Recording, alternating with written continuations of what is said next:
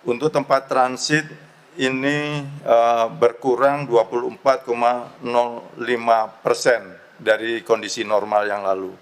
Sementara di bulan Januari yang lalu, di 2022, berkurang minus 12,65%.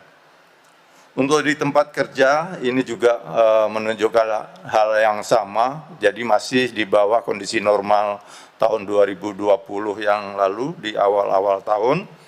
Di Februari ini turun minus 5,82% dari kondisi normal yang lalu. Sementara di bulan Januari 2022, penurunannya hanya minus 1,68%. Ini gambaran mobilitas penduduk pada bulan Februari ini. Selanjutnya Bapak Ibu sekalian, saya ingin menyampaikan terkait dengan inflasi bulan Februari. Jadi perkembangan indeks harga konsumen yang nanti menggambarkan apakah deflasi atau inflasi menunjukkan bulan Februari 2022 ini terjadi deflasi sebesar 0,02%. Jadi berdasarkan hasil pemantauan BPS di 90 kota, pada Februari 2022 terjadi deflasi 0,02% atau terjadi penurunan indeks harga konsumen dari 108,26 pada Januari 2022 menjadi 108,24 pada Februari 2022. Kemudian tingkat inflasi tahun kalender pada Februari 2022 ini sebesar 0,54%. Sementara itu, kalau kita lihat tingkat inflasi dari tahun ke tahun, pada Februari 2022 ini sebesar 2,06%. Jadi Bapak Ibu sekalian, penyumbang deflasi utama adalah terkait dengan harga-harga komoditas minyak goreng, telur ayam ras, serta daging ayam ras. Kemudian kalau kita lihat deflasi tertinggi, yaitu terjadi di Tanjung Pandan, yaitu sebesar minus 2,08%.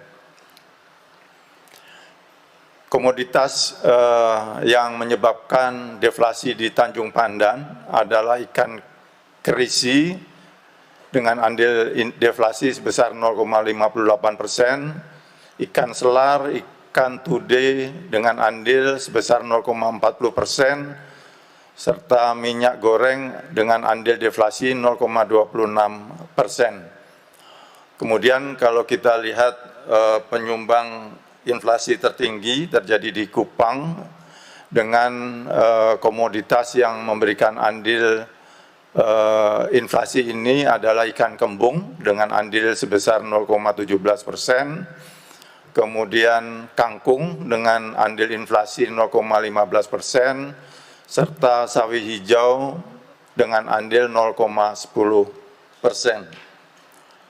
Kemudian Bapak Ibu sekalian, kita lanjut ke perkembangan tingkat inflasi secara bulanan maupun secara tahunan. Bapak Ibu sekalian, kalau kita lihat perkembangan inflasi secara bulanan dari grafik yang ada di depan Bapak Ibu sekalian, di bulan Februari ini terjadi deflasi sebesar minus 0,02%. Sementara kalau kita lihat bulan Januari yang lalu, secara mantuman ini masih terjadi inflasi sebesar 0,56%. Tentu saja seperti saya sampaikan tadi, penyumbang inflasi di deflasi di Februari ini adalah daging ayam ras, bahan bakar rumah tangga, kemudian ada ikan segar, dan seterusnya. Jadi Bapak Ibu sekalian, deflasi 0,02% ini disebabkan oleh komoditas-komoditas yang saya sampaikan tadi.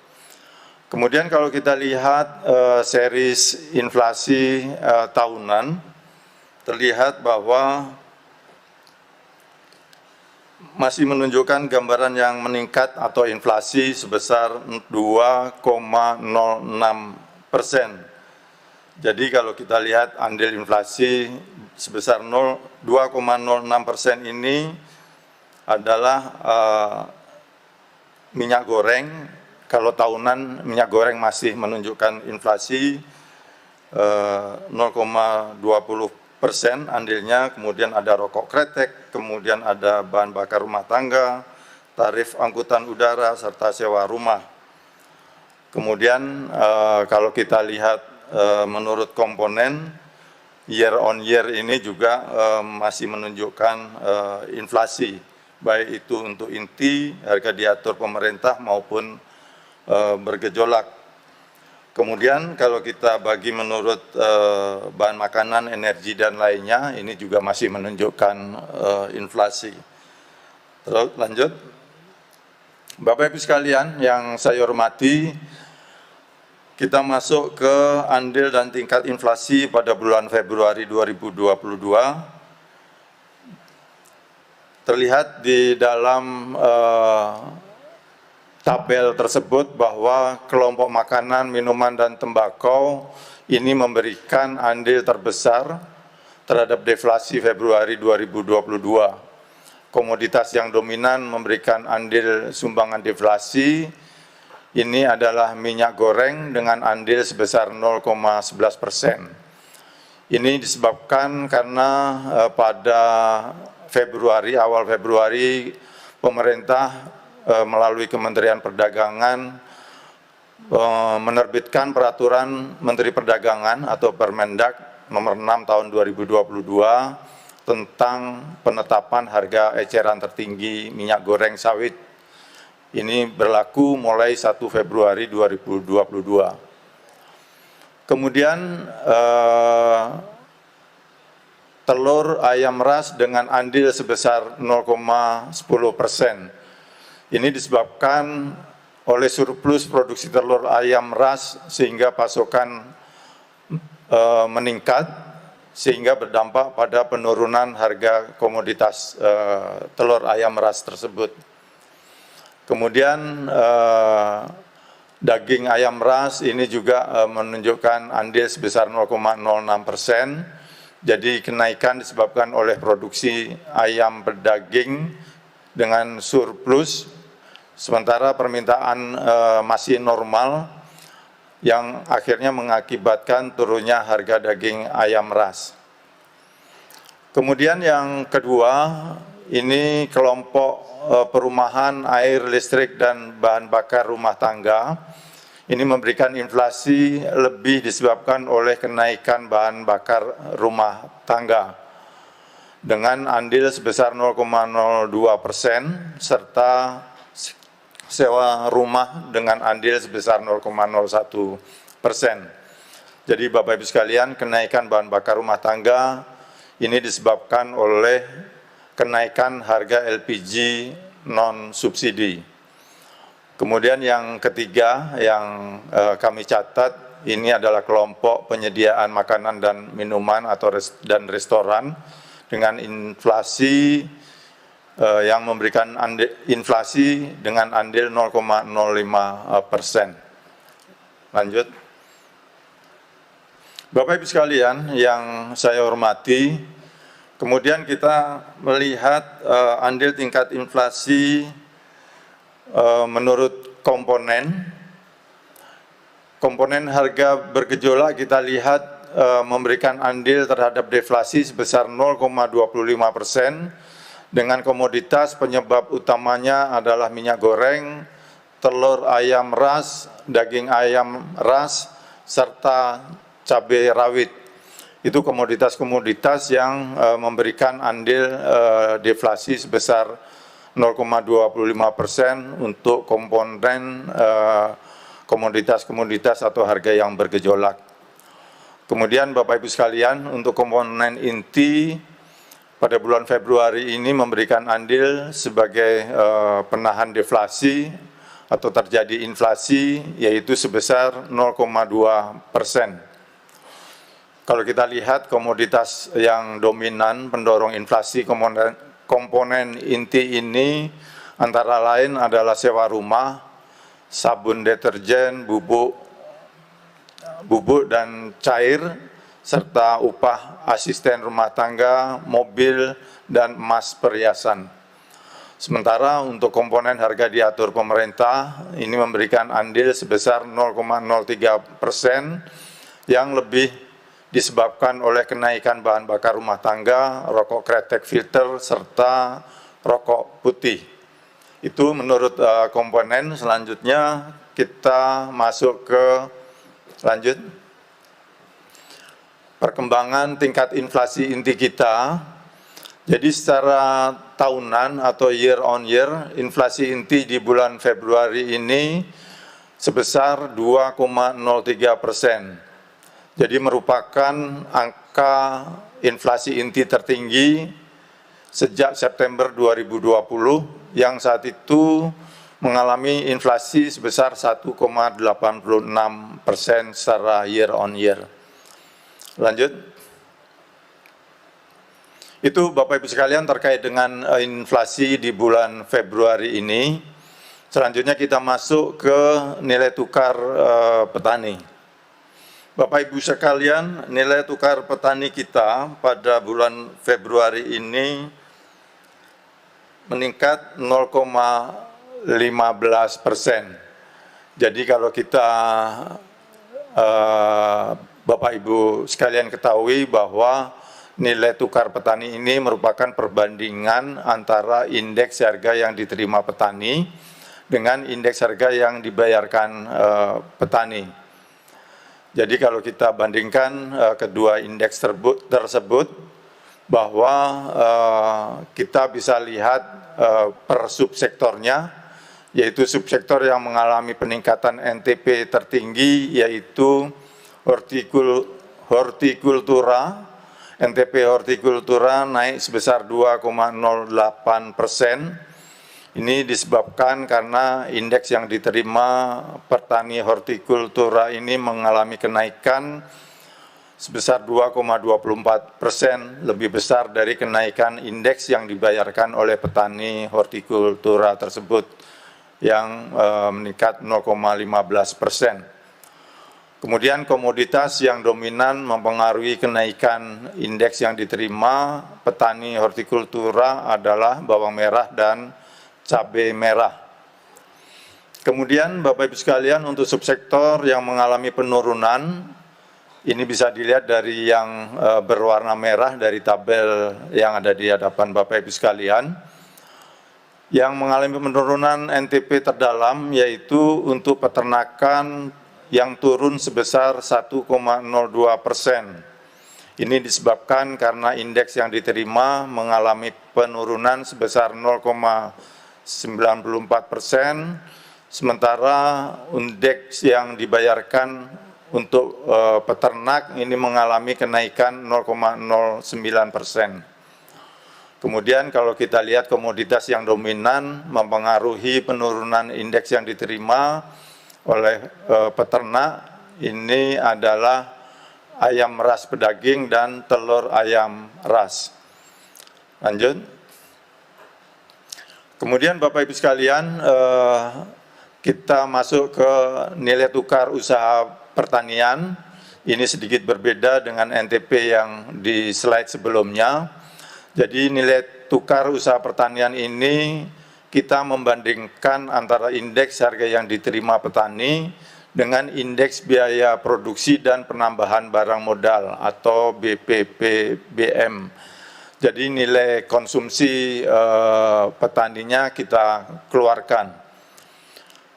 Jika dilihat per subsektor, subsektor yang mengalami peningkatan NTUP tertinggi yaitu untuk NTUP hortikultura yang naik sebesar 1,64%,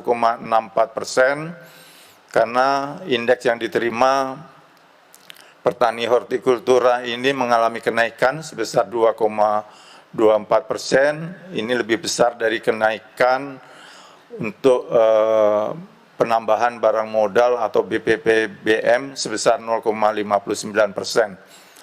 Kemudian kalau kita lihat komoditas yang dominan menghambat kenaikan penambahan barang modal, ini adalah bibit bawang daun. Selanjutnya, Bapak Ibu sekalian, untuk subsektor yang mengalami penurunan NTUP terdalam, di sini bisa kita lihat adalah untuk NTUP peternak yang turun sebesar 1,10%. Ini disebabkan karena indeks yang diterima peternak ini mengalami penurunan, yaitu sebesar 0,94%. Sementara untuk penambahan barang modal, harga-harga penambahan barang modal ini mengalami kenaikan sebesar 0,16%.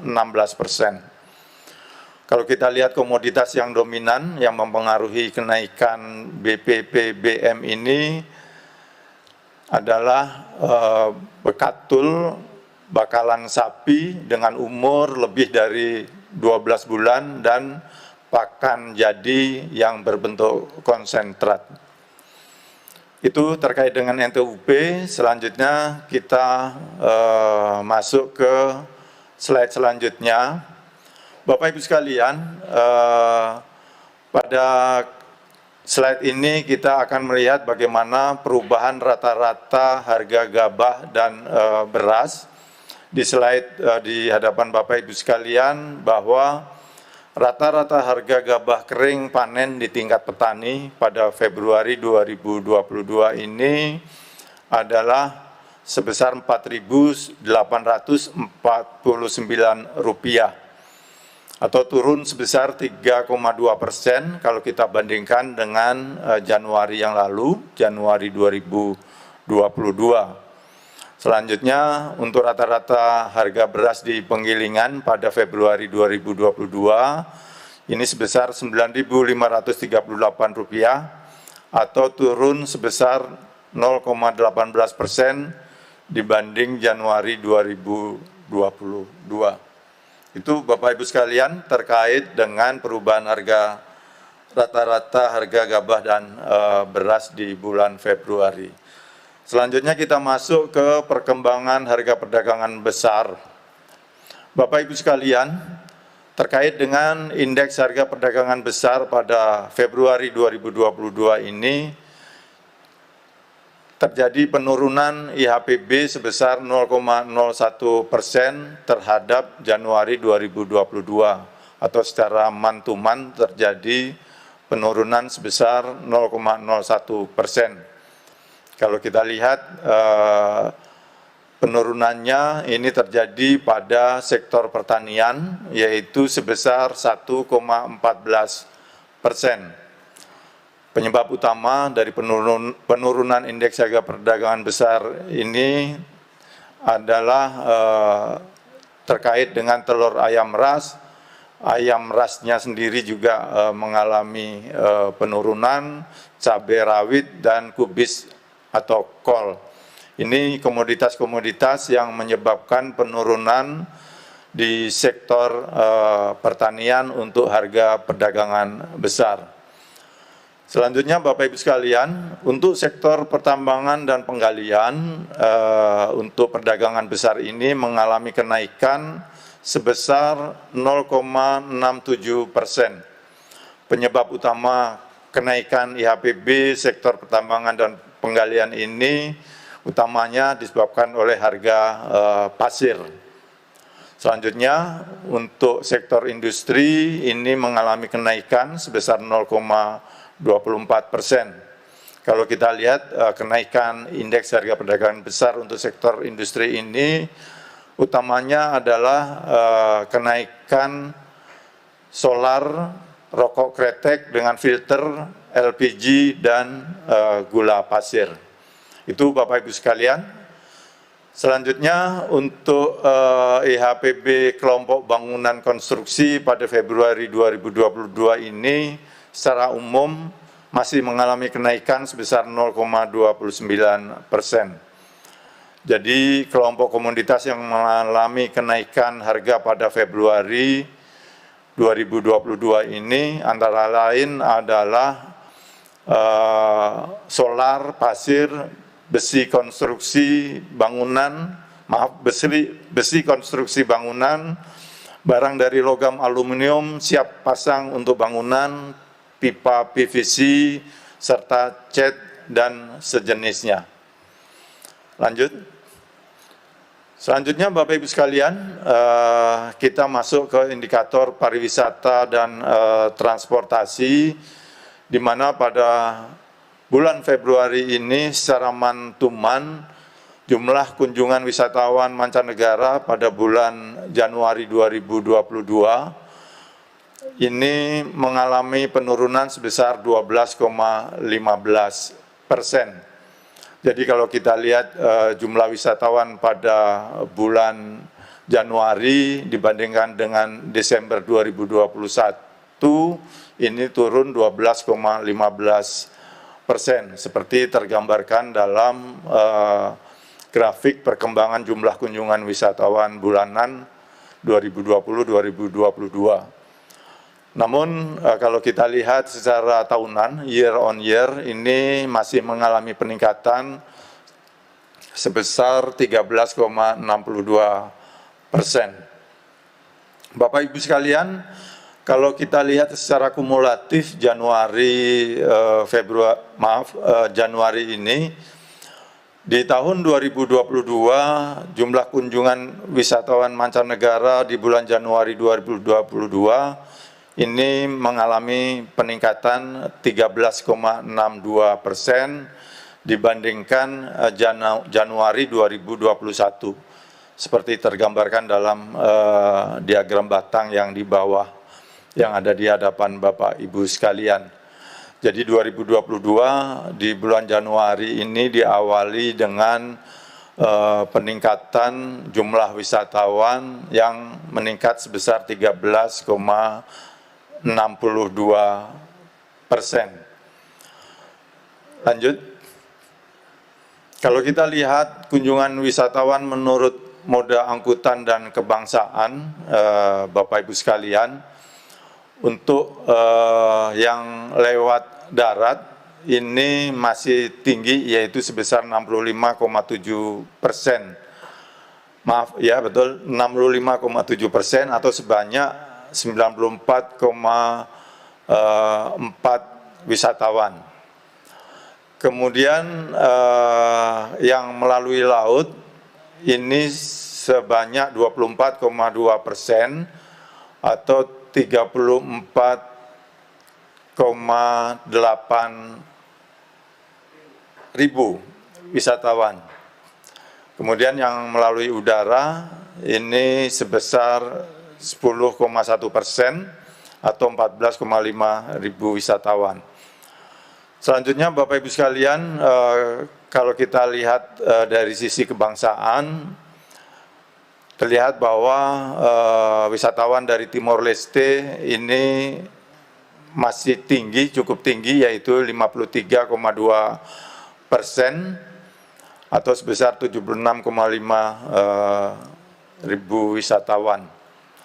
Kemudian yang kedua, kebangsaan Malaysia, wisatawan mancanegara dari Malaysia ini secara persentase sebesar 29,2% atau 42 ribu wisatawan. Kemudian yang Tiongkok ini sebesar 2,4% atau sebesar 3,4 ribu wisatawan. Kemudian yang lainnya ini 15,2% dari berbagai negara yang masuk ke Indonesia. Lanjut, Bapak Ibu sekalian, kita masuk kepada jumlah penumpang dengan berbagai moda transportasi, baik itu udara, laut, dan kereta api. Terlihat di sini bahwa untuk perkembangan penumpang angkutan udara bulanan dari 2021 dan 2022 di bulan Januari ini mengalami penurunan sebesar 2,61%. Sementara kalau kita lihat secara tahunan, ini masih mengalami kenaikan sebesar 66,59%, seperti terlihat dalam grafik di depan Bapak Ibu sekalian. Kemudian penerbangan internasional ini pada bulan Januari ini turun sebesar 13,35%, atau kalau kita lihat penumpangnya dari 10 ribuan menjadi 8.000 penumpang internasional. Sementara kalau kita lihat secara tahunan, ini masih mengalami peningkatan sebesar 64,12% di grafik yang bawah sebelah kiri. Selanjutnya untuk perkembangan penumpang angkutan laut secara bulanan di sebelah kanan atas terlihat bahwa jumlah penumpang angkutan laut secara bulanan turun sebesar 5,30%. Sementara kalau kita lihat year on year naik 3,12%. Kemudian moda selanjutnya yang melalui atau menggunakan kereta api, terlihat bahwa pada bulan Januari yang lalu secara bulanan naik sebesar 1,78%, sementara kalau kita lihat tahunan ini kenaikannya cukup besar sebesar 49,04%. Ini tidak lepas dari bagaimana tadi pola mobilitas penduduk yang masih banyak yang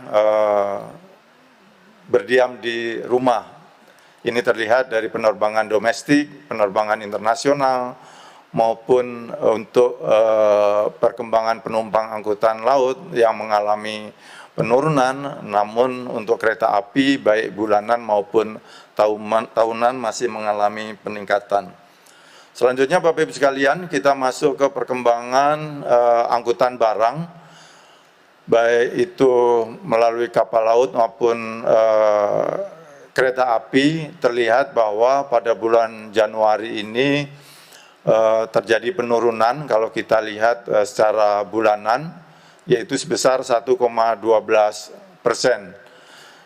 Demikian juga kalau kita lihat secara tahunan, ini angkutan barang dengan kapal laut ini turun sebesar 0,29%. Sementara untuk angkutan kereta api ini di bulanan kalau kita bandingkan dengan bulan Desember 2021 turun sebesar 5,85%. Sementara untuk Januari tahunan naik sebesar 5,18%. Itu terkait dengan transportasi. Kemudian kita masuk ke tingkat penghunian kamar untuk klasifikasi hotel berbintang. Di sini terjadi penurunan sebesar 9,14 poin kalau kita bandingkan Januari 2022 dengan Desember 2021. Namun kalau kita lihat secara tahunan Januari 2022 dengan Januari 2021 ini masih mengalami peningkatan sebesar 12,08 poin. Lanjut. Bapak Ibu sekalian, sekarang kita masuk kepada luas panen dan produksi padi. Lanjut. Bapak Ibu sekalian yang berbahagia, untuk produksi padi ini merupakan hasil perkalian antara data luas panen dengan data produktivitas, yaitu hasil panen per hektar, di mana data luas panen ini diperoleh dari pelaksanaan survei kerangka sampel area atau KSA di setiap akhir bulan. Survei KSA ini kita menggunakan informasi luas lahan bahan baku atau LBS yang telah diverifikasi. Kemudian untuk data produktivitas ini kita peroleh dari pelaksanaan survei ubinan yang dilaksanakan sepanjang tahun.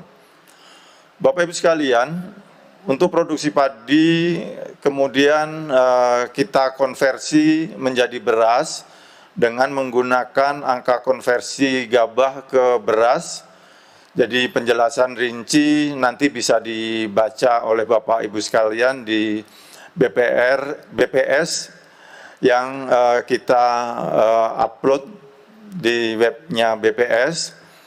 Kemudian untuk perhitungan produksi beras ini juga mengeluarkan gabah dan beras yang tercecer, serta gabah dan beras yang digunakan untuk kebutuhan non-pangan, yaitu antara lain untuk pakan, bibit, bahan baku industri non-pangan. Dengan demikian, Bapak Ibu sekalian, untuk produksi beras yang dirilis adalah produksi beras untuk konsumsi pangan masyarakat.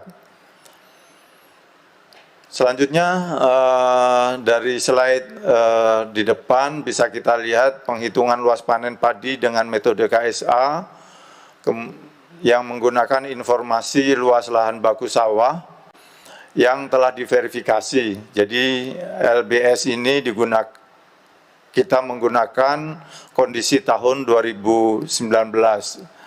Ini yang data terakhir dari luas baku sawah tersebut.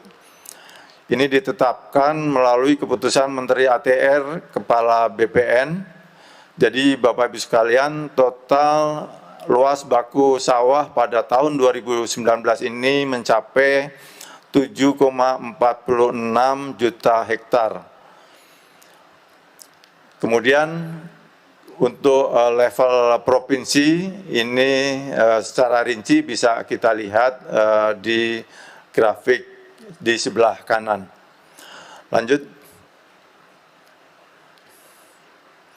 Bapak Ibu sekalian, di slide ini kita lihat bahwa luas panen padi dengan angka tetap dari hasil survei KSA pada tahun 2021 ini mencapai 10,41 juta hektar atau mengalami penurunan sebesar 0,25 juta hektar dalam persentase sekitar 2,30% dibandingkan dengan tahun 2020 yang sebesar 10,66 juta hektar.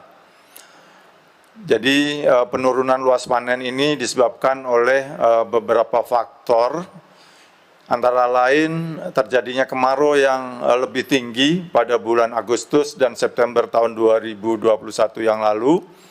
Hal ini menyebabkan kekeringan sehingga berdampak pada luas panen padi yang jauh lebih rendah dibandingkan bulan yang sama di tahun 2020. Kemudian penyebab kedua adalah peralihan ke tanaman lain selain padi di bulan Agustus dan September 2021 karena adanya kemarau yang saya sebutkan di awal tadi. Ini terjadi kekurangan air. Kemudian penurunan di beberapa daerah sentra produksi karena bencana atau musibah, antara lain seperti banjir yang terjadi di awal tahun. Kemudian adanya erupsi Gunung Semeru di Jatim dan beberapa tempat terjadi serangan hama. Selanjutnya faktor lainnya adalah intensitas curah hujan yang cukup hingga di akhir 2021, yang cukup tinggi di akhir tahun 2021 sehingga berdampak terhadap luas panen sepanjang Oktober-Desember 2021. Jadi Bapak Ibu sekalian, kalau kita lihat bahwa potensi luas panen padi sepanjang sub-round 1 ini di bulan Januari sampai dengan April 2022 berdasarkan hasil amatan KSA pada bulan Februari diperkirakan mencapai 4,81 juta hektar atau diperkirakan mengalami kenaikan sebesar 0,38 juta hektar. Secara persentase ini kenaikannya sebesar 8,58% dibandingkan dengan realisasi luas panen pada subron pertama 2021 yang sebesar 4,43 juta hektar. Bapak Ibu sekalian, seiring dengan penurunan luas panen tadi, produksi padi dalam kualitas gabah kering giling atau biasa kita sebut atau kita singkat sebagai GKG pada tahun 2021 ini angka tetap kita mencapai 54,42 juta ton. Jadi mengalami penurunan sebesar 0,23 juta ton atau 0,43% dibandingkan dengan tahun 2020 yang sebesar 54,65 juta ton. Bapak Ibu sekalian, penyumbang utama penurunan produksi terbesar pada tahun 2021 yang lalu secara year on year adalah Sumatera Selatan, Lampung, dan Jawa Timur. Ini masing-masing sebesar 190,62 ribu ton gabah kering giling atau tumbuh sebesar minus 6,95%.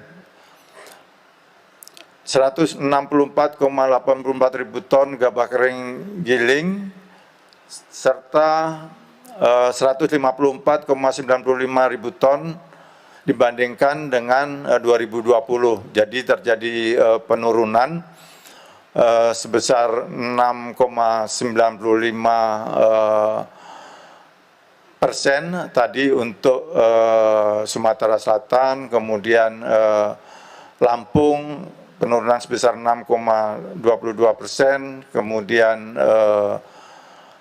Jawa Timur terjadi penurunan 1,56%. Penyumbang utama untuk kenaikan produksi terbesar pada 2021 secara year on year yang di awal tadi penurunan di beberapa provinsi. Sekarang untuk yang menyumbang kenaikan produksi terbesar pada 2021 ini terjadi di Provinsi Sulawesi Selatan, Jawa Tengah, dan Papua. Ini masing-masing terjadi di Provinsi Sulawesi Selatan yang sebesar 382,17 ribu ton gabah kering giling. Ini tumbuh atau meningkat sebesar 8,12%. Kemudian di Jawa Tengah yang sebesar 129,49 ribu ton atau terjadi kenaikan 1,36%, dan di Papua dengan 120,28 ribu ton atau meningkat sebesar 72,46% dibandingkan dengan tahun 2020 yang lalu. Selanjutnya untuk sub-round 1 kita lihat bahwa potensi produksi padi ini diperkirakan sebesar 25,40 juta ton. Jadi pada sub-round pertama 2022 ini potensi produksi padi adalah sebesar 25,40 juta ton. Atau mengalami peningkatan, kita perkirakan mengalami peningkatan sebesar 1,82 juta ton atau 7,70% dibandingkan dengan subron pertama tahun 2021 yang sebesar 23,58 juta ton. Selanjutnya Bapak Ibu sekalian, bagaimana produksi beras kita di tahun 2022 ini. Jadi Bapak Ibu sekalian, seiring dengan penurunan produksi padi, produksi beras pada tahun 2021, angka tetap kita ini mencapai 31,36 juta ton atau mengalami penurunan sebesar 0,14 juta ton. Secara persentase ini 0,45% dibandingkan tahun 2020 yang lalu yang sebesar 31,50 juta ton. Jadi di sana di gambar grafik dan diagram batang bisa kita lihat bagaimana produksi beras pada tahun 2021 kita bandingkan dengan 2020. Selanjutnya potensi produksi beras pada subround pertama 2022 ini kami perkirakan sebesar 14,63 juta ton atau mengalami peningkatan sebesar 1,05 juta ton. Secara persentase ini meningkat sebesar 7,70% dibandingkan dengan subround pertama tahun 2021 yang lalu yang sebesar 13,58 juta ton. Itu Bapak Ibu sekalian yang bisa kami sampaikan terkait dengan indikator-indikator strategis, baik itu terkait dengan inflasi sampai dengan produksi padi dan beras di subround pertama 2022 ini. Demikian Bapak Ibu sekalian, rilis pada siang hari ini. Semoga data yang telah kami sampaikan dapat bermanfaat bagi kita semua. Selanjutnya kepada Bapak Ibu Kepala BPS Provinsi dapat melanjutkan rilis di provinsi masing-masing. Terima kasih. Billahi taufik wal hidayah. Wassalamualaikum warahmatullahi wabarakatuh.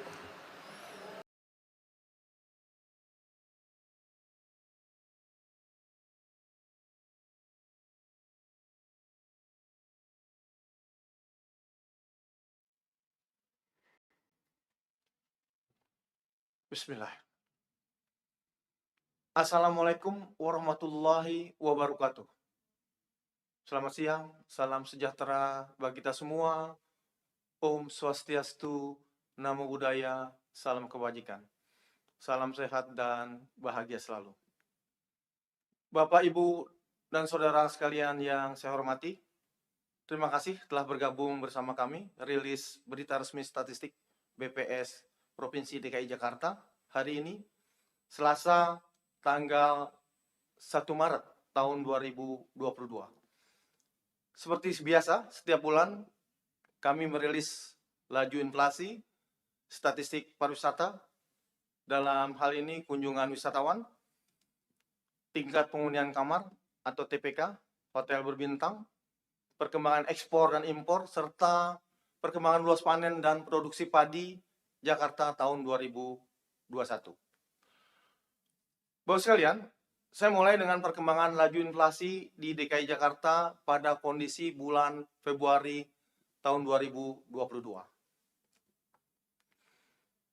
DKI Jakarta Februari 2022 mengalami deflasi atau secara umum terjadi penurunan harga-harga kebutuhan masyarakat, yaitu sebesar 0,05%. Dengan demikian, inflasi selama tahun 2022, inflasi tahun kalender periode Januari sampai dengan Februari tahun 2022 sebesar 0,41%. Dan inflasi tahunan year on year sebesar 1,62%. Deflasi di bulan Februari 2022 sebesar 0,5% adalah deflasi terendah selama 4 tahun terakhir pada periode waktu yang sama. Sama halnya dengan inflasi bulanan, inflasi yang selama 2 bulan pertama tahun 2022 sebesar 0,41% relatif lebih tinggi dibandingkan dengan inflasi Januari-Februari tahun 2021, tahun sebelumnya, yaitu sebesar 0,32%. yang merupakan inflasi year to date yang terendah selama 4 tahun terakhir periode yang sama. Inflasi year on year Februari 2021 sampai dengan Februari 2022 sebesar 1,62% adalah inflasi terendah ketiga setelah tahun 2019 selama 4 tahun terakhir pada periode yang sama. Jika dilihat inflasi menurut kelompok pengeluaran, dari 11 kelompok pengeluaran, 8 kelompok pengeluaran secara umum mengalami kenaikan harga atau terjadi inflasi, yaitu untuk kelompok pengeluaran perumahan, listrik, dan bahan bakar secara umum mengalami kenaikan harga sebesar 0,08%. Kemudian untuk kelompok pengeluaran perlengkapan, peralatan, dan pemeliharaan rumah tangga juga mengalami kenaikan harga, yaitu sebesar 0,21%.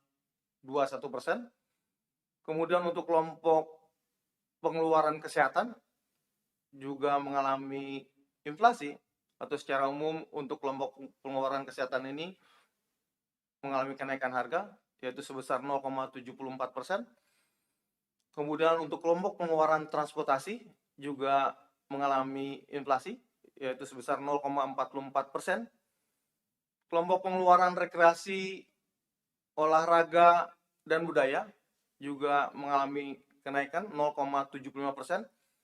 Dan kelompok pengeluaran pendidikan juga secara umum mengalami kenaikan harga, yaitu terjadi inflasi sebesar 0,14%. Kelompok pengeluaran penyediaan makanan dan minuman restoran juga mengalami inflasi sebesar 0,78%. Dan kelompok pengeluaran perawatan pribadi dan jasa lainnya juga mengalami inflasi sebesar 0,36%. Tiga kelompok pengeluaran yang mendominasi terjadinya deflasi pada bulan Februari 2022 ini di Provinsi DKI Jakarta adalah untuk kelompok pengeluaran makanan, minuman, dan tembakau yang mengalami deflasi sebesar 1,15%. Kemudian juga untuk kelompok pengeluaran pakaian dan alas kaki juga mengalami penurunan harga sebesar 0,21%. Untuk kelompok pengeluaran informasi, komunikasi, dan jasa keuangan juga secara umum mengalami penurunan harga atau deflasi sebesar 0,02%. Bapak sekalian, andil kelompok pengeluaran terbesar adalah kelompok pengeluaran penyediaan makanan dan minuman restoran, yaitu mengalami andil deflasi sebesar 0,07% dengan komoditas utamanya yang mengalami kenaikan harga, yaitu kami mencatat untuk bakso siap antar dengan andil inflasi sebesar 0,0118%. Kemudian juga kami mencatat adanya kenaikan harga untuk ayam goreng dengan andil inflasi sebesar 0,0113%. Berikutnya yang juga kami mencatat kenaikan harga yaitu untuk kelompok pengeluaran transportasi dengan andil inflasi sebesar 0,05%. Dengan komoditas utamanya adalah tarif angkutan udara dengan andil inflasi sebesar 0,04%. Kelompok pengeluaran berikutnya adalah untuk pengeluaran perawatan pribadi dan lainnya juga secara umum mengalami kenaikan harga-harga dengan andil inflasi sebesar 0,05%. Dengan komoditas utamanya adalah tarif gunting rambut pria dengan andil sebesar 0,0112%, serta cairan penyegar mulut dengan andil inflasi sebesar 0,0085%. Berikutnya untuk kelompok pengeluaran rekreasi, olahraga, dan budaya dengan andil inflasi sebesar 0,02%. Komoditas utamanya yang mengalami kenaikan harga, kami mencatat untuk harga tiket bioskop dengan andil inflasi sebesar 0,0109%. Kemudian juga kami mencatat kenaikan buku tulis bergaris dengan andil inflasi sebesar 0,0038%. Kelompok berikutnya yang kami juga mencatat adanya kenaikan harga secara umum, yaitu untuk kelompok pengeluaran kesehatan dengan andil inflasi sebesar 0,02%. Komoditas utamanya adalah untuk tarif dokter umum yang mengalami kenaikan, yaitu membentuk andil inflasi sebesar 0,0065%. Dan tarif dokter spesialis dengan andil inflasi sebesar 0,0059%. Kelompok berikutnya yang juga mengalami kenaikan harga, yaitu untuk kelompok pengeluaran perlengkapan, peralatan, dan pemeliharaan rumah tangga dengan andil inflasi sebesar 0,02%. Komoditas utamanya yang mengalami kenaikan adalah kami mencatat untuk sabun deterjen bubuk dengan andil inflasi sebesar 0,087%. Kemudian juga penyegar ruangan dengan andil inflasi sebesar 0,0037%. Kelompok berikutnya untuk kelompok pengeluaran perumahan, air, dan listrik dan bahan bakar dengan andil inflasi sebesar 0,02%. Komoditas utamanya yang mengalami kenaikan adalah kami mencatat sewa rumah dengan andil inflasi sebesar 0,006% dan bahan bakar rumah tangga dengan andil inflasi sebesar 0,0057%. Berikutnya kami juga mencatat untuk kelompok pengeluaran pendidikan dengan andil inflasi 0,01%. Komoditas utamanya yang kami mencatat kenaikan harga adalah untuk bimbingan belajar mengalami kenaikan dengan andil inflasi sebesar 0,008%.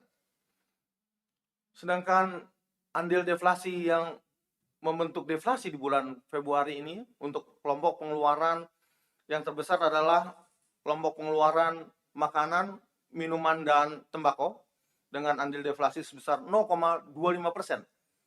Komoditas utama yang mengalami penurunan harga adalah kami mencatat minyak goreng dengan andil deflasi 0,01. Saya ulangi, untuk minyak goreng mengalami andil deflasi sebesar 0,1267%. Kemudian juga kami mencatat adanya penurunan untuk harga daging ayam ras dengan andil deflasi sebesar 0,0868%. Kemudian juga telur ayam ras mengalami penurunan harga dengan membentuk andil deflasi sebesar 0,0634%. Untuk kelompok pengeluaran berikutnya, yaitu kelompok pengeluaran pakaian dan alas kaki dengan andil deflasi sebesar 0,01%. Komoditas utamanya yang mengalami penurunan harga adalah kami mencatat harga kerudung atau jilbab dengan andil deflasi sebesar 0,008%. Kemudian juga kami mencatat adanya penurunan baju kaos berkerah pria dengan andil deflasi sebesar 0,0069%. Dan baju muslim anak berbentuk andil deflasi sebesar 0,0047%.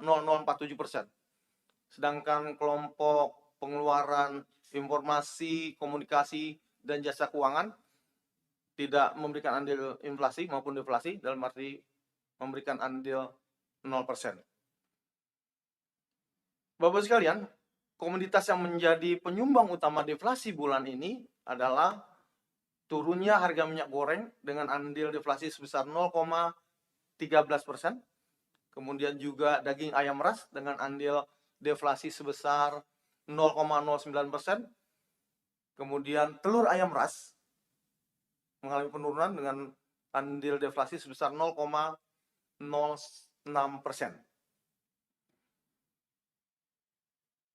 Selanjutnya, dari 5 komoditas penyumbang inflasi di bulan Februari 2022, terlihat perubahan harga dari 3 bulan terakhir, yaitu dari bulan Desember 2021 sampai dengan Februari 2022, terlihat begitu tajam, seperti misalnya minyak goreng yang terjadi kenaikan harga sampai dengan 9,48% di bulan Desember dibandingkan bulan sebelumnya. Di bulan Januari 2022 naik tetapi melandai menjadi 0,44% dan kemudian turun semakin dalam di bulan Februari 2022 menjadi 12,76%. Demikian juga yang terjadi untuk komoditas daging ayam ras, kemudian juga telur ayam ras, cabai rawit, dan cabai merah. Bapak sekalian, jika dibandingkan dengan inflasi kota satelit, inflasi Jakarta terendah di antara kota lainnya dikarenakan mengalami deflasi tadi saya sudah sampaikan sebesar 0,05%. Bekasi dengan inflasi sebesar 0,31%, kemudian Depok inflasi 0,28%, Bogor inflasi 0,13%, dan Tangerang mengalami inflasi sebesar 0,11%. Bapak sekalian, dilihat dari tingginya kenaikan harga pada komoditas bahan pokok dibandingkan bulan lalu, ada 5 komoditas bahan pokok di Jakarta yang mengalami kenaikan harga tertinggi dari bulan sebelumnya, yaitu diantaranya adalah bawang merah naik sebesar 1,68%, kemudian juga gula pasir naik sebesar 1,44%, tepung terigu naik sebesar 1,43%, susu kental manis naik sebesar 1,23%, dan bawang putih naik sebesar 0,16%. Sedangkan sisanya yaitu cabai rawit, minyak goreng, telur ayam ras, daging ayam ras, cabai merah, daging sapi, cabai hijau, dan beras mengalami penurunan harga. Bapak sekalian, tadi terkait dengan laju inflasi DKI Jakarta pada kondisi bulan Februari 2022. Selanjutnya, kami ingin menyampaikan terkait dengan kunjungan Wisman atau wisatawan mancanegara ke Jakarta bulan Januari 2022. Memasuki awal tahun 2022, wisatawan mancanegara atau Wisman yang berkunjung ke Jakarta bulan Januari 2022 melalui 2 pintu, yaitu Bandara Soekarno-Hatta sebanyak 14.073 kunjungan, dan di Bandara Halim Perdana Kusuma 16 kunjungan.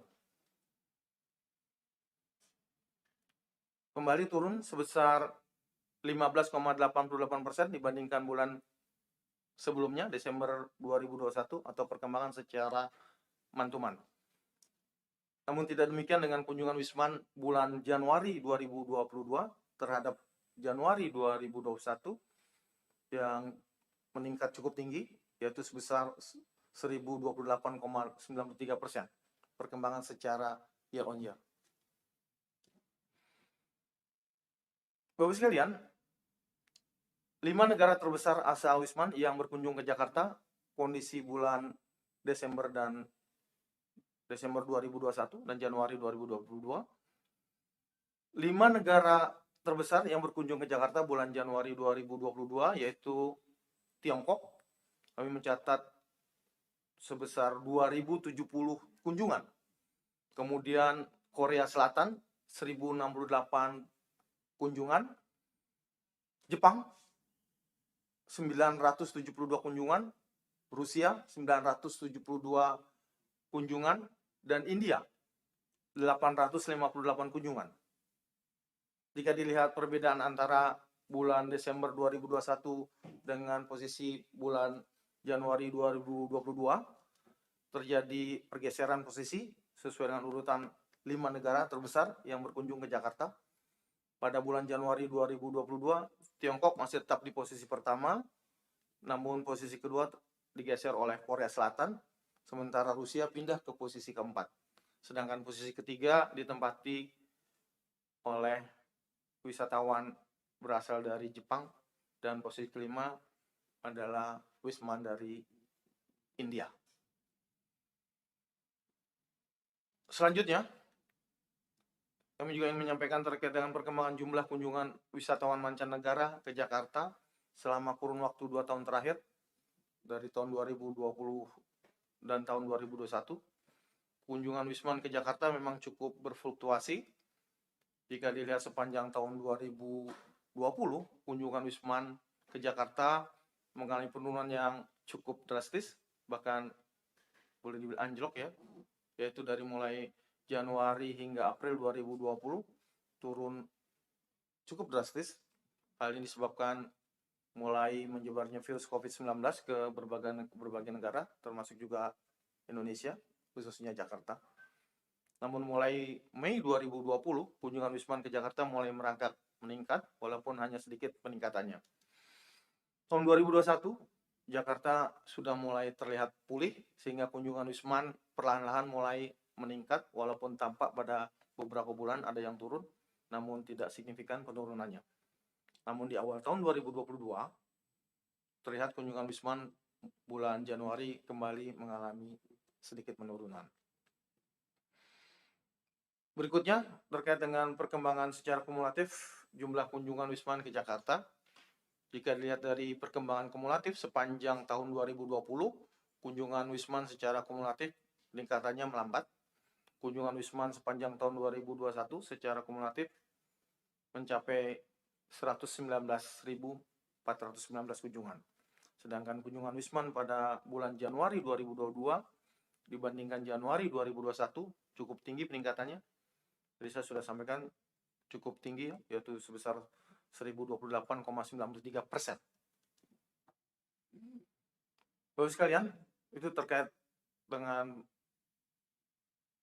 perkembangan wisatawan mancanegara yang ke Jakarta. Selanjutnya kami ingin menyampaikan terkait dengan tingkat penghunian kamar atau TPK hotel berbintang Jakarta pada kondisi bulan Januari 2022.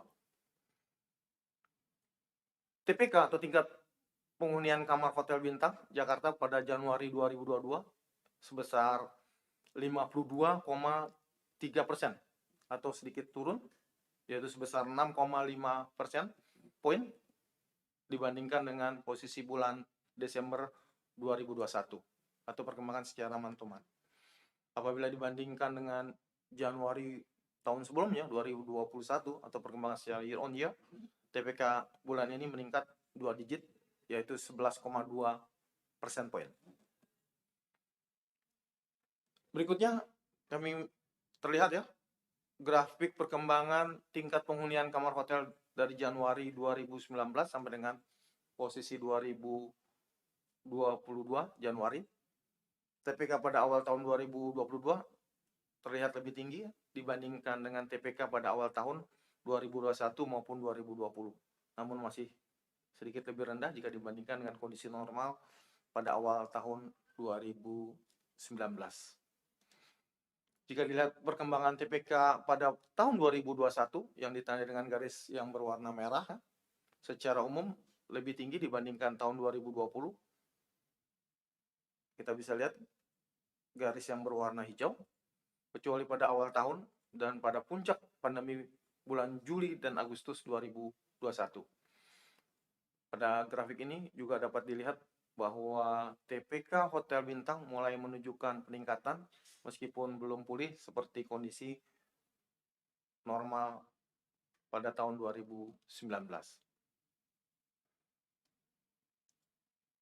Bapak sekalian, jika dilihat berdasarkan kelas hotel bintang, TPK atau tingkat penghunian kamar hotel bintang 5 ini sebesar 56,8%, tertinggi dibandingkan dengan TPK hotel kelas bintang lainnya. Apabila dibandingkan dengan bulan sebelumnya atau perkembangan secara month-to-month, TPK hotel bintang 2 sampai dengan bintang 5 menurun dengan penurunan terbesar pada hotel bintang 3, yaitu dari 59,4% menjadi 49,2% atau menurun 10,1% poin. Sebaliknya untuk TPK atau tingkat penghunian kamar hotel bintang 1 meningkat 8,2% poin. Bapak sekalian, rata-rata lama menginap tamu hotel untuk rata-rata lama menginap tamu atau disingkat RLMT asing dan Indonesia pada Januari 2022 adalah sebesar 2,08 hari atau menurun 0,02 hari dibandingkan dengan bulan sebelumnya atau perkembangan secara month-to-month, dan menurun 0,74 hari dibandingkan dengan bulan yang sama tahun sebelumnya atau perkembangan secara year on year. Jika dirinci berdasarkan jenis tamu, rata-rata lama menginap tamu asing meningkat 0,31 hari. Sebaliknya untuk rata-rata lama menginap tamu Indonesia atau domestik menurun 0,08 hari jika dibandingkan bulan sebelumnya atau perkembangan secara month-to-month. Bapak sekalian, untuk proporsi tamu asing dan Indonesia kita bisa lihat pada grafik berikut ini bahwa proporsi tamu asing dan tamu Indonesia yang menginap di hotel bintang di Jakarta ini ya, bahwa untuk tamu asing pada awal tahun 2022 sebesar 5,9%, lebih tinggi dibandingkan pada posisi bulan Desember tahun 2021 perkembangan secara month-to-month dan Januari 2021 atau perkembangan secara year on year. Bapak sekalian, untuk slide ini menginformasikan proporsi tamu menginap asing dan Indonesia menurut kelas hotel bintang. Hotel bintang 5 masih menjadi pilihan utama untuk menginap wisatawan asing atau wisatawan mancanegara, yaitu sebesar 41,4%. Sementara wisatawan Indonesia lebih memilih menginap di hotel bintang 3, yaitu sebesar 38,8%. Lalu sekalian, selanjutnya kami ingin menyampaikan terkait dengan perkembangan ekspor impor di Jakarta pada kondisi bulan Januari 2022. Saya mulai dengan perkembangan ekspor Jakarta kondisi bulan Januari 2022. Nilai ekspor Jakarta pada Januari 2022 sebesar 1,0 miliar US dollar. Nilai ini naik 3,3% dibandingkan dengan posisi bulan sebelumnya, bulan Desember 2021. Apabila dibandingkan dengan Januari 2021, maka nilai ekspor Januari 2022 ini naik cukup besar, yaitu 20,6%. Selanjutnya, berdasarkan sektor, semua sektor kecuali sektor migas meningkat nilai ekspornya dibandingkan dengan posisi bulan sebelumnya atau posisi bulan Desember 2021. Sektor industri pengolahan naik 2,7%. Kemudian sektor pertanian naik lebih tinggi lagi yaitu 17,1%, dan sektor pertambangan dan lainnya juga mengalami kenaikan cukup tinggi yaitu 53,9%. Untuk sektor migas kami mencatat mengalami penurunan 14,9% di tengah naiknya sektor-sektor yang lainnya tadi yang sudah saya sebutkan. Peningkatan yang terjadi pada hampir seluruh sektor menyebabkan ekspor Jakarta pada bulan Januari ini naik dibandingkan dengan bulan sebelumnya, yaitu Desember 2021. Selanjutnya, perkembangan nilai ekspor Jakarta per bulan selama 3 tahun terakhir ini, dari tahun 2020, 2021, dan kondisi 2022. Untuk ekspor pada Januari 2022 lebih tinggi jika dibandingkan dengan ekspor pada Januari di tahun-tahun sebelumnya, yaitu tahun 2020 maupun tahun 2021. Bahkan ekspor Januari 2022 bisa menembus angka 1 miliar dolar, di mana selama 2 tahun terakhir hanya terjadi di bulan November 2021. Tentu saja ini dapat meningkatkan optimisme ekspor pada bulan-bulan berikutnya. Dan kita berharap semoga akan berlanjut ke tahun-tahun ke bulan-bulan berikutnya terkait dengan perkembangan ekspor DKI Jakarta ini. Secara kumulatif, karena masih di awal tahun, maka kita berharap bahwa pada bulan-bulan selanjutnya ekspor Jakarta bisa terus meningkat setiap bulannya sehingga secara kumulatif juga akan terus mengalami peningkatan. Bapak Ibu sekalian, secara komoditas terdapat 5 komoditas utama yang memiliki nilai ekspor terbesar pada kondisi bulan Januari 2022 ini. HS87 yaitu kendaraan dan bagiannya merupakan komoditas yang nilai dan share terbesar, nilainya mencapai 297,7 juta dolar atau 29,2% dari total ekspor Jakarta. 4 komoditas lainnya yaitu logam mulia dan perhiasan permata HS71, nilainya mencapai 102,8 juta dolar dengan share sebesar 10,1%. Kemudian HS03 yaitu ikan, krustasea dan moluska, nilainya mencapai 88,8 juta dolar dengan share 8,7%. Kemudian HS84 mesin pesawat mekanik, nilainya mencapai 80,0 juta dolar, share-nya sebesar 7,8%. Dan terakhir untuk HS15 yaitu lemak dan minyak nabati, nilainya mencapai 65,8 juta dolar dengan share sebesar 6,4%. Kelima komoditas tersebut memiliki share sebesar 62,3% dari total ekspor Jakarta bulan Januari 2022. Selanjutnya, bila ditinjau dari negara utama ekspor, terdapat 5 negara yang memiliki nilai dan share terbesar terhadap total ekspor bulan Januari 2022 ini. Tiongkok masih mencatat terbesar tujuan ekspor Jakarta dengan nilai sebesar 129,9 juta US dollar. Share-nya sebesar 12,7%. Kemudian komoditas yang banyak diekspor ke Tiongkok yaitu HS15, lemak dan minyak hewan nabati.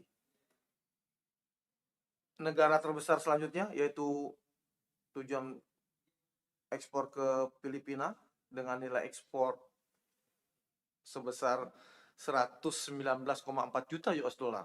Share-nya sebesar 11,7%. Komoditas yang paling banyak diekspor yaitu HS87 ke Filipina ini, kendaraan dan bagiannya.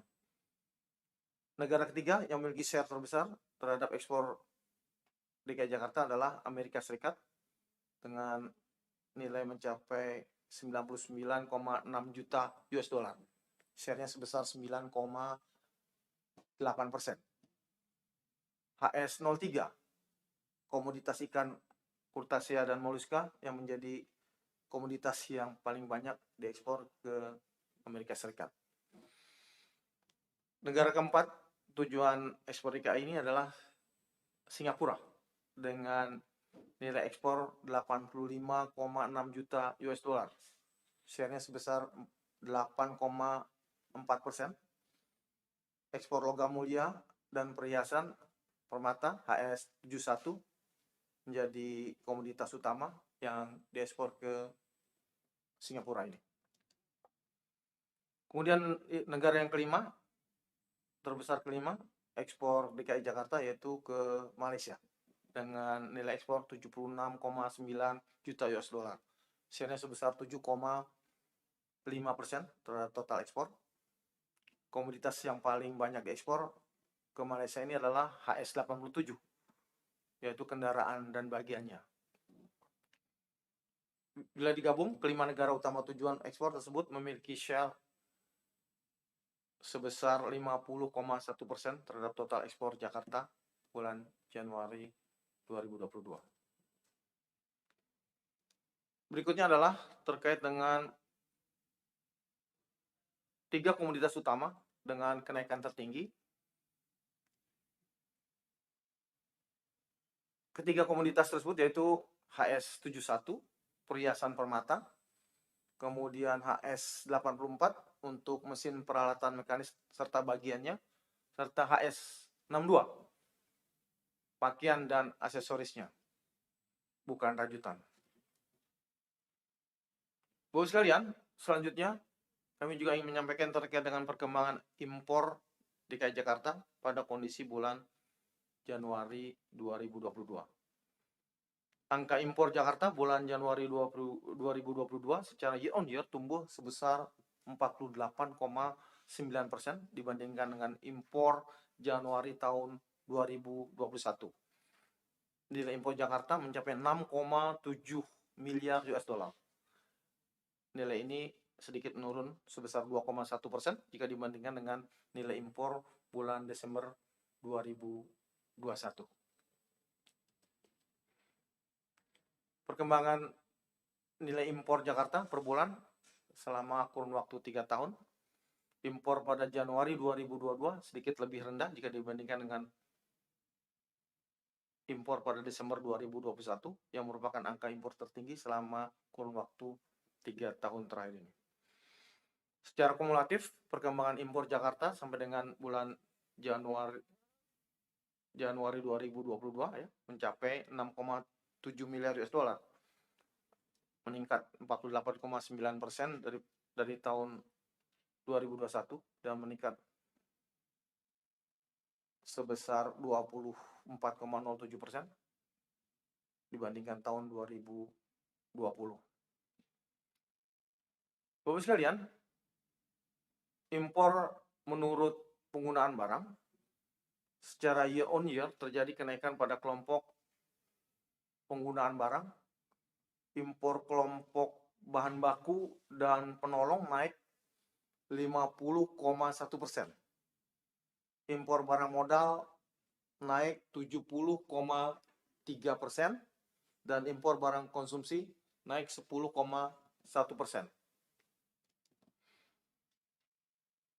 Selanjutnya, kami ingin menyampaikan terkait dengan andil impor Jakarta menurut penggunaan barang. Impor bahan baku dan penolong memiliki andil yang paling besar terhadap total impor Jakarta, yaitu sebesar 67,3%. Impor HS72, impor besi dan baja pada kelompok ini memiliki kenaikan sebesar 13,2% dibandingkan dengan posisi bulan Desember 2021. Diikuti untuk HS87 yaitu kendaraan dan bagiannya dengan kenaikan sebesar 7,4%.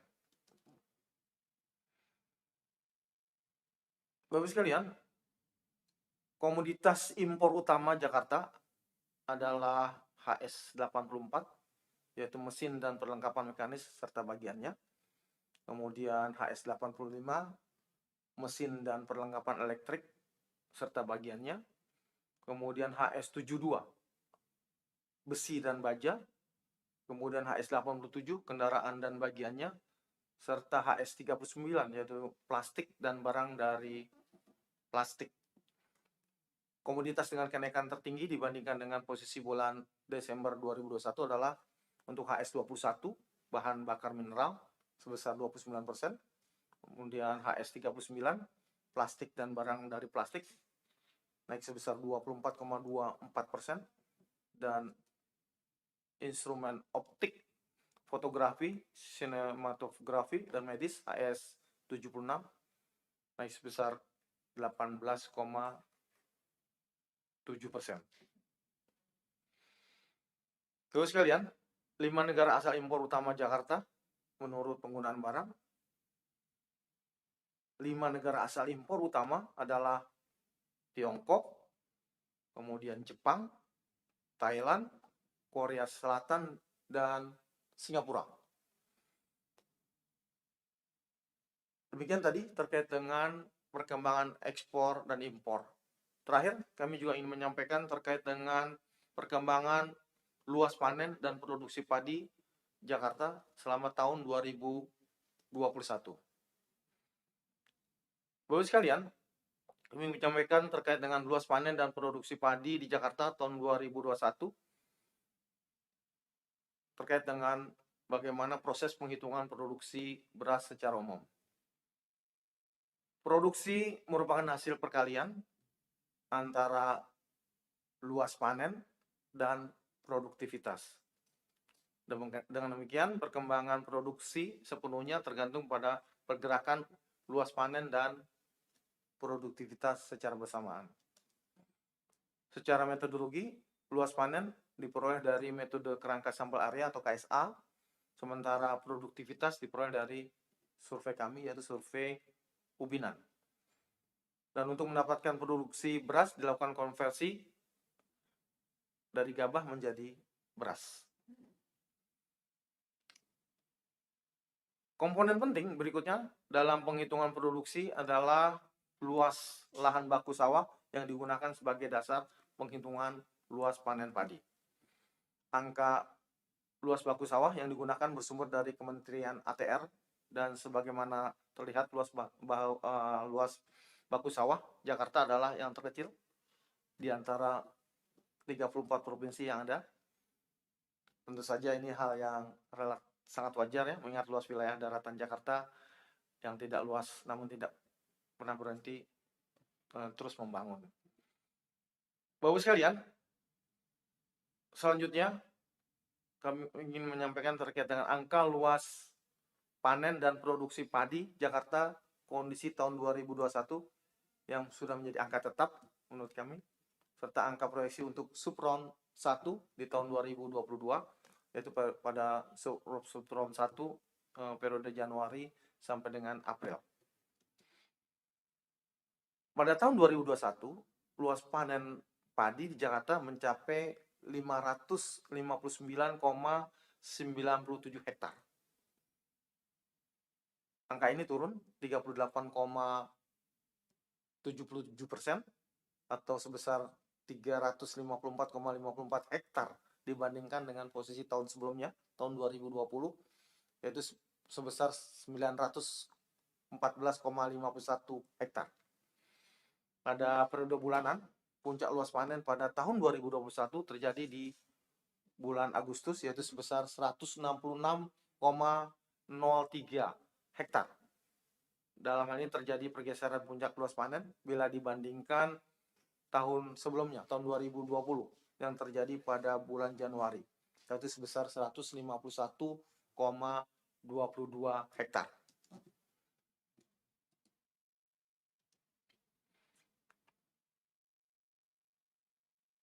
Utama yang menyebabkan penurunan luas panen ini diantaranya adalah alih fungsi lahan sawah di Jakarta menjadi perumahan atau perluasan pabrik, dan yang paling gampang dilihat adalah terkait dengan alih fungsi sebagian lahan sawah menjadi pemakaman COVID-19. Sementara itu untuk potensi luas panen pada bulan Januari sampai dengan April 2022 atau periode Supron 1 diperkirakan akan mencapai 214,10 hektar. Nilai ini naik 45,07% atau sebesar 66,52 hektar dibandingkan dengan periode yang sama tahun 2021.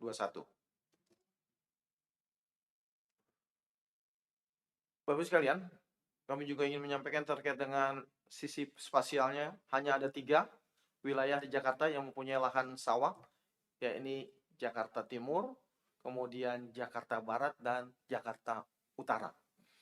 Pada tahun 2021 terdapat 2 wilayah yang mengalami penurunan luas panen, yaitu Jakarta Barat dan Jakarta Utara. Penurunan tertinggi dialami di Jakarta Utara ya, berkurang sebesar 39,42% atau 312,08 hektar bila dibandingkan dengan kondisi tahun 2020. Sementara itu terjadi kondisi sebaliknya di Jakarta Timur, di mana terjadi peningkatan luas panen sebesar 30,30% atau 8,3 hektar dibandingkan tahun 2020. Bapak sekalian, berikutnya adalah terkait dengan produksi padi. Kami ingin menyampaikan terkait dengan perkembangan produksi padi di Jakarta tahun 2021 ini. Pada tahun 2021 ini produksi padi di Jakarta mencapai 3.249,47 ton gabah kering giling atau GKG. Nilai ini mengalami penurunan 28,49% atau sebesar 1.294,46 ton GKG bila dibandingkan dengan posisi tahun 2020 yang sebesar 4.543,93 ton gabah kering giling atau GKG. Penurunan produksi padi yang lebih lambat bila dibandingkan dengan penurunan luas panen mengindikasikan bahwa produktivitas produksi tahun 2021 masih dapat terjaga cukup baik. Untuk produksi padi bulan Januari sampai dengan April 2022 diperkirakan sebesar 1.106,39 ton gabah kering giling. Saya ulangi, untuk produksi pada bulan Januari sampai dengan April 2022 diperkirakan sebesar 1.106,39 ton GKG. Nilai ini mengalami peningkatan 30,48% atau sebesar 828,75 ton gabah kering giling dibandingkan dengan periode yang sama kondisi tahun sebelumnya, tahun 2020. Selanjutnya, kami juga terkait dengan produksi padi menurut kota. Penurunan produksi padi tahun 2021 terjadi di wilayah Jakarta Barat dan Jakarta Utara. Sejalan dengan penurunan luas panen, Jakarta Utara juga mengalami penurunan produksi padi terbesar yaitu sebanyak 1.094,97 ton GKG atau turun 28,33%. Untuk wilayah Jakarta Timur mengalami peningkatan produksi padi sebanyak 51,50 ton GKG gabah kering giling atau naik sebesar 30,79%. Selanjutnya, saya juga ingin menyampaikan terkait dengan produksi beras di Jakarta tahun 2021. Jika produksi padi dikonversikan menjadi beras untuk konsumsi pangan penduduk, maka produksi padi sepanjang Januari sampai dengan Desember 2021 setara dengan 1.915,41 ton beras. Nilai ini turun sebesar 762,99 ton beras, sekitar minus 28,49% dibandingkan dengan periode yang sama tahun 2020 yang sebesar 2.678,40 ton beras. Secara bulanan, produksi beras tertinggi pada tahun 2021 terjadi pada 0,40 ton beras. Secara bulanan, produksi beras tertinggi pada tahun 2021 terjadi pada bulan Agustus, yaitu sebesar 582,79 ton. Sementara yang terendah terjadi di bulan Oktober, yaitu sebesar 28,54 ton. Potensi produksi padi pada subron Januari-April 2022 diperkirakan mencapai 652,16 ton beras atau naik sebesar 202,62 ton atau 45,07% dibandingkan dengan produksi beras pada periode yang sama yaitu Januari-April 2021 yang sebesar 449,54 ton beras. Secara spasial, penurunan produksi beras terbesar di tahun 2021 ini terjadi di wilayah Jakarta Barat dan Jakarta Utara, yaitu sebesar 633,68 ton beras atau turun 27,96%. untuk wilayah Jakarta Timur mengalami peningkatan produksi beras sebanyak 30,86 ton beras atau naik sebesar 31,46%.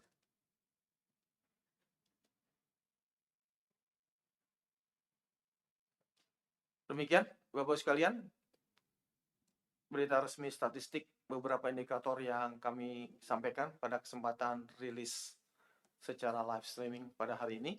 Mudah-mudahan informasi yang kami sampaikan bermanfaat bagi kita semua. Semoga kita selalu diberikan kesehatan dan perlindungan dari Allah Subhanahu wa taala, Tuhan yang Maha Kuasa. Akhir kata kami mengucapkan terima kasih atas perhatian Bapak, Ibu, dan saudara sekalian, dan mohon maaf yang sebesar-besarnya jika terdapat kekurangan dalam penyampaian rilis ini. Bahan rilis akan segera kami upload melalui web resmi BPS DKI Jakarta di jakarta.bps.go.id. Adapun masukan dan saran, pertanyaan dapat disampaikan melalui kontak yang sudah kami cantumkan. Demikian kami akhiri. Wabillahi taufiq wal hidayah. Wassalamualaikum warahmatullahi wabarakatuh.